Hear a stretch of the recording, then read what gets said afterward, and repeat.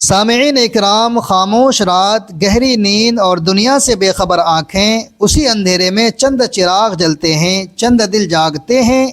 اور چند آنکھیں نم ہوتی ہیں۔ یہ وہ لوگ نہیں جن کی نیندیں ٹوٹ جاتی ہیں، یہ وہ ہیں جنہیں اللہ تعالی خود جگاتا ہے۔ تہجد کوئی عام نماز نہیں، یہ رب کی طرف سے آنے والی خاص دعوت ہے۔ ہر دل اس دعوت کا اہل نہیں ہوتا، ہر آنکھ کو یہ سعادت نہیں ملتی۔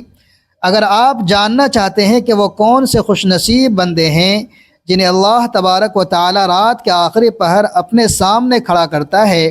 اور وہ کون سی نشانیاں ہیں جو بتاتی ہیں کہ اللہ تبارک و تعالی آپ کو بھی بلانا چاہتا ہے، تو اس ویڈیو کو آخر تک ضرور دیکھیے۔ ممکن یہ ہے چند لمحے آپ کی پوری زندگی کا رخ بدل دیں۔ السلام علیکم ورحمۃ اللہ وبرکاتہ۔ اللہ تبارک و تعالی نماز تہجد کے لیے کس کو بیدار کرتا ہے، کس کو توفیق ملتی ہے، وہ خوش نصیب کون لوگ ہیں جن کو اللہ تبارک و تعالی اپنے سامنے سجدے کی توفیق عطا فرماتا ہے اور رات کے آخری حصے میں ان کو بیدار کر دیتا ہے۔ آئیے 5 نشانیاں اور 5 علامتیں جن کے اندر ہوں، اور یہ 5 نشانیاں جو اپنے اندر محسوس کرے تو یہ سمجھیں کہ اللہ تبارک و تعالی نے مجھے سجدے کی توفیق عطا فرمائی ہے۔ یہ اللہ تبارک و تعالی کی کرم نوازی ہے، یہ اللہ تبارک و تعالی کا فضل ہے کہ اس نے مجھے اپنے سامنے کھڑے ہونے کے لیے بیدار کیا ہے اور اپنے سامنے سجدہ کرنے کے لیے مجھے اٹھایا ہے۔ رات کے اس وقت میں جو ایک قبولیت کا وقت ہے، آئیے ایک ایک کو سمجھتے چلتے ہیں۔ اللہ تبارک و تعالی نے قرآن کریم کے اندر رات کے وقت کھڑے ہو کر نماز پڑھنے والوں کا تذکرہ فرماتے ہوئے فرمایا کہ رات کے کچھ حصے میں اپنے رب کے حضور تہجد کی نماز پڑھا کرو، یہ تمہارے لیے زائد نفل ہے اور ممکن ہے کہ تمہارا رب تمہیں مقام محمود پر فائز فرما دے۔ رات کے حصے میں نفل نماز جو نماز تہجد ہے وہ مقام محمود تک یعنی اعلیٰ درجے پر پہنچنے کا ایک ذریعہ اور سبب ہے، اور جو اللہ تبارک و تعالی کی اس ترغیب پر اور اس بات پر عمل کرے گا کہ رات کے آخری حصے میں اٹھ کر اللہ تبارک و تعالی کے سامنے کھڑے ہوگا تو اللہ تعالی اس کے درجات کو بلند فرما دے گا۔ یہ نماز اللہ تبارک و تعالی کے خاص بندوں کو نصیب ہوتی ہے جنہیں وہ رات کے آخری پہر میں جگہ دیتا ہے۔ سوال یہ ہے کہ اللہ تبارک و تعالی کن لوگوں کو اس کی توفیق سے نوازتا ہے؟ کون ہیں وہ لوگ جو اس وقت بیدار ہو جاتے ہیں؟ کون ہیں وہ لوگ جو اتنے خوش نصیب ہیں اور اتنے خوش قسمت ہیں؟ بہت سے لوگ سوچتے ہیں، چاہتے ہیں، لیکن پھر بھی انہیں یہ نماز نصیب نہیں ہوتی، صرف وہ سوچتے ہی رہ جاتے ہیں، لیکن انہیں اس نماز کے پڑھنے کی توفیق نہیں ملتی۔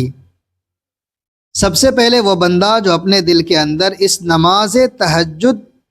کے پڑھنے کا پختہ ارادہ کر لیتا ہے، پکا ارادہ کر لیتا ہے، اور جس کا دل ٹوٹا ہوا ہو، جو دنیا کی تکلیفوں سے، دنیا کی پریشانیوں سے، دنیا کے حالات سے جس کا دل ٹوٹ چکا ہو، جو ہار چکا ہو، جسے کچھ نظر نہ آ رہا ہو، صرف اس کے سامنے اس کا رب ہے اور اس کے دل میں پختہ ارادہ ہے کہ میں رات کے آخری حصے میں اٹھ کر اللہ تبارک و تعالی کو مناؤں گا، اللہ تعالی کو راضی کروں گا، اور وہی رب ہے، وہی خدا ہے جو میری ان تمام تر تکالیف پریشانیوں کو دور کرنے پر قادر ہے۔ جس بندے کے دل میں پختہ عزم اور ارادہ ہوگا اس بات کا کہ میں نماز تہجد کے لیے بیدار ہوں گا، تو یقیناً اللہ تبارک و تعالی اس شخص کو اپنے لیے اپنے سامنے سجدہ کرنے کے لیے قبول فرما لیتا ہے اور اس کو سجدہ کرنے کی توفیق عطا فرما دیتا ہے۔ صرف سوچ لینا کافی نہیں، بلکہ دل کا پختہ ارادہ کہ یہ عمل مجھے کرنا ہے تو کرنا ہے، یہ نماز مجھے پڑھنا ہے تو پڑھنا ہے۔ دل میں ایک پختہ عزم اور ارادہ نہ چاہتے ہوئے بھی اپنے آپ کو بیدار کرنے کی کوشش کرنا۔ آنکھ تو کھل گئی لیکن اب ہمت نہیں ہو رہی اٹھنے کی، تو اس وقت فوراً اپنے نفس کو کنٹرول کر کے، اپنے نفس کو دبا کر کے، اپنی خواہش کو ختم کر کے، جو میٹھی نیند ہوتی ہے اس میٹھی نیند کو دبا کر کے اور فوراً اپنے بستروں کو چھوڑ دینا۔ اس کے بعد اللہ تبارک و تعالی بندے کی مدد فرماتا ہے۔ اس کے بعد اللہ تبارک و تعالی بندے کو اپنے قریب لے لیتا ہے۔ کہ یہ وہ بندہ ہے جس نے اپنے نفس کی نہیں مانی میری مانی، یہ وہ بندہ ہے جس نے اپنی خواہشات پر عمل نہیں کیا، اس کا دل چاہ رہا تھا سونے کا لیکن یہ سویا نہیں، میرے سامنے کھڑا ہو گیا۔ تو اس بندے کی قسمتیں بدلنا شروع ہو جاتی ہیں اور اللہ تبارک و تعالی اس کے حالات کو بدلنا شروع کر دیتا ہے۔ دوسری چیز یہ ہے کہ بندہ اللہ تبارک و تعالی کے خوف سے اور اللہ تبارک و تعالی کے ڈر سے، گناہوں سے نفرت رکھتا ہے۔ جس بندے کے دل میں گناہوں کی نفرت ہوگی، جو گناہوں سے نفرت رکھے گا، اللہ تبارک و تعالی اسے تہجد کی توفیق عطا فرما دے گا۔ گناہ یہ نہیں کہ زنا کر لیا، گناہ بہت سارے ہیں، کسی پر ظلم کرنا، کسی کا برا چاہنا، کسی کے بارے میں برا سوچنا، کسی کی غیبت کرنا، کسی کی برائی کرنا، فرض نمازوں کا چھوڑ دینا، کسی کو تکلیف پہنچانا، کسی کے ساتھ دھوکہ دہی کرنا، کسی سے جھوٹ بولنا، ایسے بہت سارے گناہ ہیں۔ ماں باپ کی نافرمانی کرنا، چھوٹوں پر ظلم کرنا، کسی کا حق دبانا، کسی کا مال دبانا، تجارت میں، کاروبار میں، بزنس میں جھوٹ اور فراڈ کرنا، اسکیم کرنا، تو یہ سارے گناہ کبیرہ ہیں۔ اتنے سخت گناہ ہیں کہ اللہ تبارک و تعالی ان کی وجہ سے سخت ناراض ہو جاتا ہے اور بندے پر عذاب مسلط ہو جاتا ہے۔ تو گناہوں سے نفرت، کوئی بھی چیز ہو، کوئی بھی ایسا عمل نہ کرے کہ جس سے اللہ تبارک و تعالی ناراض ہوتا ہو۔ پڑوسی کو تکلیف نہ دینا، اپنی زندگی کے روز مرہ کاموں کو دیکھیے کہ مجھ سے کسی کو تکلیف نہ پہنچے، بس میرے ذریعے سے کسی کو نقصان نہ پہنچے، میں کسی کی غیبت نہ کروں، کسی کے بارے میں برا نہ سوچوں، کسی کو تکلیف نہ دوں، کسی کی غیبت نہ کروں، کسی کے درمیان میں لڑائی نہ کرواؤں۔ جو جس حالت میں ہے، جیسی زندگی گزار رہا ہے، مجھے ان سے کوئی مطلب نہیں ہے۔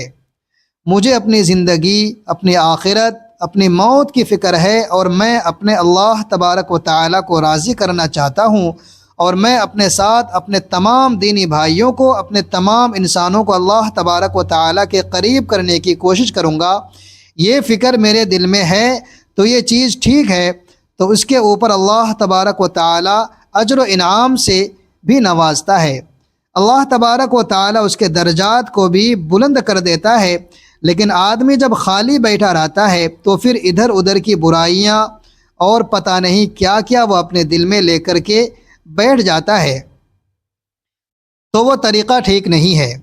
جو طریقہ اسلام کے خلاف ہے، قرآن اور حدیث کے خلاف ہے، وہ طریقہ ٹھیک نہیں ہے۔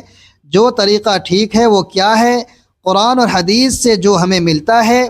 تو یہ بات آپ کو سمجھ میں آ گئی ہے۔ گناہوں سے نفرت، گناہ یہ نہیں کہ زنا کر لیا یا کسی لڑکی سے بات کر لی، بلکہ بہت سارے گناہ ہیں جو ہم سے روز مرہ قدم بقدم سرزد ہو جاتے ہیں۔ تو اس چیز کا خاص خیال رکھنے والا انسان اللہ تبارک و تعالی کا قریبی بن جاتا ہے، اور اللہ تبارک و تعالی اسے اپنے سامنے سجدہ کرنے کی توفیق عطا فرما دیتا ہے، ورنہ گناہ کی نحوست کی وجہ سے اللہ تبارک و تعالی اس سے سجدے کی توفیق چھین لیتا ہے۔ اسی طریقے سے اللہ تبارک و تعالی کے لیے جو شخص دنیا سے تعلق توڑ دیتا ہے، جو اپنے دل میں دنیا کی محبت نہیں رکھتا کہ مجھے دنیا سے کوئی مطلب نہیں، دنیا کے مال سے، دنیا کے حسن و جمال سے، دنیا کی خواہشات سے، دنیا کی بڑی بڑی بلڈنگیں اور بڑے بڑے پارک اور بڑی بڑی گاڑیاں دیکھ کر کے میرے دل میں ذرہ برابر خیال نہیں آتا کہ میں بھی ایسا ہو جاؤں، میرے پاس بھی اتنا مال و دولت آ جائے۔ نہیں، میرے دل میں صرف اللہ تبارک و تعالی کی محبت ہے، اللہ تبارک و تعالی کے دین کی محبت ہے، اللہ کے رسول صلی اللہ علیہ وسلم کی محبت ہے۔ یہ چیز جب دل میں آ جائے اور بندے کو دنیا کی کوئی چیز متاثر نہ کرے، تو سمجھو کہ اس کے دل میں اب اللہ تبارک و تعالی کی محبت ہے، دنیا کی محبت نہیں ہے۔ ہاں، مال کا آ جانا، مال کا مل جانا، مال کا جمع کرنا، مال کمانا، حلال رزق کمانا، یہ برا نہیں ہے، لیکن اس کی محبت دل میں پیدا کر لینا اور اس کے چھوٹنے پر اور مال کے نہ ملنے پر اللہ تبارک و تعالی سے بدگمان ہو جانا، اللہ سے دور ہو جانا، اللہ کی شکوہ شکایتیں لوگوں سے کرتے رہنا، یہ غلط ہے۔ یہ تو دنیا کی محبت ہو گئی کہ دنیا ہمیں نہ ملی تو ہم اللہ تعالی سے ناراض ہو گئے۔ ہم اللہ کی شکوہ شکایتیں کرنے لگے، اللہ کی شان میں گستاخی کرنے لگے، تو یہ چیز غلط ہے۔ صحیح کیا ہے کہ آدمی کے دل میں ذرہ برابر بھی دنیا کی خواہشات، دنیا کی چیزیں پیدا نہ ہوں، بلکہ جو کچھ ہو رہا ہے بس وہ ہو رہا ہے، مجھے ذرہ برابر کوئی فرق نہ پڑے، بس مجھے اپنے اللہ تبارک و تعالیٰ کو راضی کرنا ہے، اور میرے دل میں اللہ کی محبت ہے۔ دنیا چھوٹ گئی ہے، کوئی غم نہیں، کوئی مال مجھے کمانا تھا، میں نے محنت کی لیکن مجھے نہیں ملا، کوئی بات نہیں، اس میں اللہ کی مرضی ہے، میری مرضی نہیں چل سکتی ہے۔ تو اپنے دل سے دنیا کی محبت نکال کر اللہ تبارک و تعالیٰ کی محبت کو جو شخص اپنے دل میں بیٹھا لیتا ہے تو اللہ تبارک و تعالیٰ اسے سجدے کی توفیق عطا فرما دیتا ہے۔ تو یہ نشانیاں اور علامتیں ہیں ان بندوں کی جو اللہ تعالیٰ کے خاص بندے ہیں، جو اللہ تعالیٰ کے لاڈلے بندے ہیں، جن سے اللہ تعالیٰ محبت کرتا ہے، اور جو اللہ سے محبت کرتے ہیں۔ کتنا بہترین تعلق ہے، کتنا بہترین ایک رشتہ ہے، کتنا بہترین کانٹیکٹ ہے اللہ سے جڑنے کا، اور اللہ تبارک و تعالیٰ سے تعلق قائم کرنے کا، اور اللہ سے اپنا دل لگانے کا جو مزہ ہے وہ کسی اور چیز میں نہیں ہے۔ اسی طریقے سے جو شخص اپنی زندگی کے اندر قرآن کریم کی تلاوت کا اہتمام کرتا ہے، قرآن کریم پڑھتا ہے، قرآن سے دل لگاتا ہے، قرآن سے محبت کرتا ہے، تو اللہ تبارک و تعالیٰ اس شخص کو اپنا قریبی بنا لیتا ہے۔ جو شخص قرآن پڑھتا ہے، قرآن پر غور و فکر کرتا ہے، قرآن کی آیات کو سمجھنے کی کوشش کرتا ہے، تو اللہ تبارک و تعالیٰ اسے اپنا قریبی بنا لیتا ہے، وہ شخص اللہ کے قریب ہوتا چلا جاتا ہے۔ قرآن کریم کو ایک تو سنہری طور پر پڑھنا ہے، ایک قرآن کو سمجھ کر اور اس کے اوپر غور و فکر کر کے کہ اس آیت میں میرے اللہ نے مجھے کیا حکم دیا ہے اور مجھے کیا کرنا ہے۔ یہ جو قرآن کریم کے پڑھنے کا طریقہ ہے یہ ہماری زندگی کو بدلنے والا طریقہ ہے، تو اللہ تبارک و تعالیٰ اس کی زندگی کو بدلنا شروع کر دیتا ہے۔ اللہ تبارک و تعالیٰ اس بندے کو ترقی عطا فرما دیتا ہے، دنیا اور آخرت کی کامیابی اس بندے کو عطا فرما دیتا ہے۔ تو میں نے آپ کے سامنے کچھ چیزیں رکھی ہیں اور کچھ باتیں رکھی ہیں کہ جو اللہ تبارک و تعالیٰ کے خاص بندوں کی علامتیں ہیں، جو اللہ کے خاص بندوں کی نشانیاں ہیں، جنہیں اللہ تبارک و تعالیٰ توفیق عطا فرما دیتا ہے۔ تو غیبت نہیں کرنا، کسی کے بارے میں برا گمان نہیں کرنا، جھوٹ نہیں بولنا، دھوکہ دہی نہیں کرنا، فراڈ نہیں کرنا، کسی پر ظلم اور تکلیف نہیں پہنچانا، تو یہ وہ چیزیں ہیں جو اگر ہم ان کو چھوڑ دیں گے تو اللہ تبارک و تعالی ہمیں اپنے سجدے کے لیے قبول فرما لے گا، رات میں اٹھنا آسان کر دے گا، تہجد کے لیے بیدار ہونا اللہ تبارک و تعالی ہمارے لیے آسان کر دے گا۔